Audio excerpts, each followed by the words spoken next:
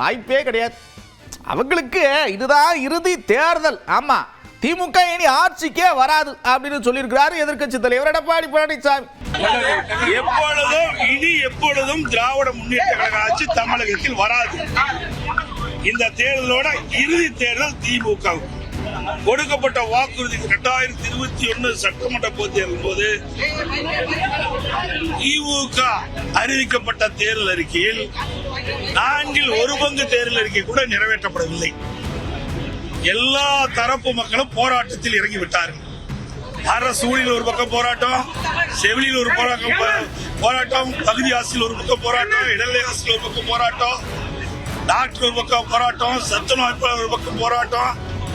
இன்று தமிழகம் முழுவதும் போராட்ட களம் மாறிடுது. எங்க பார்த்தாலும் போராடி கொண்டிருக்கிறார் மக்கள்.